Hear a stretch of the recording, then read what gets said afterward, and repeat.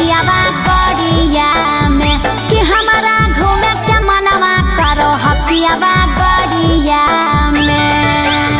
सागरो रे घुमई बहु गाड़ी सफरिया में। अच्छा? गाड़ी सफरिया में तो पहले बने दे हमारा हीरो पटना एरिया में। सही तो में? पहले बने दे हमारा हीरो अपना एरिया में।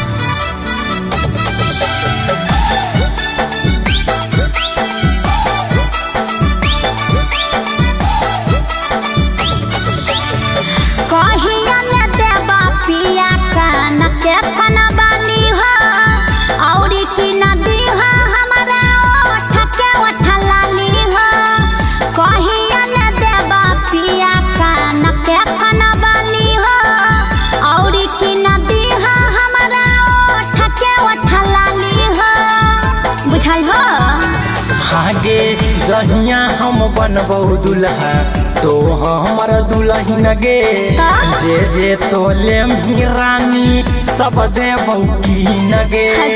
जहिया हम बनबो दुल्हा तो हमर दुल्हन गे जे जे तो मंगमी रानी सब देबो की नगे। रोजे रोज घुमई बहु तोहरा बाजारिया में। तोहरा बाजारिया में तो पहले बने दे हमारा हीरो अपना एरिया में।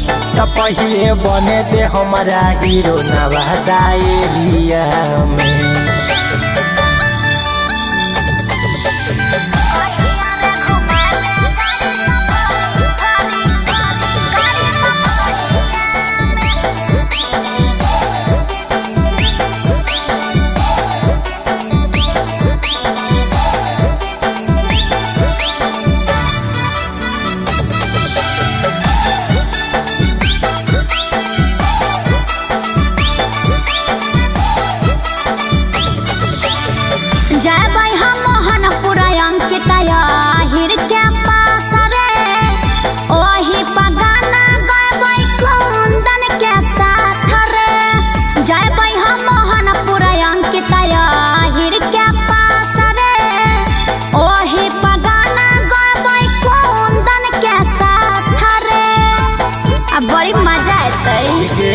जैबई हम पटना अंकित भैया के पास गे। वहीं पर गहना गईबई करबई विकास गे। जैबई हम पटना अंकित भैया के पास गे। वहीं पर गहना गईबई करबई विकास गे। करले भरोसा कुंदन के बतिया में। कुंदन के बतिया में तो पहले बने दे हमारा हीरो अपना एरिया में। तो पहले बने दे हमारा हीरो गया एरिया में।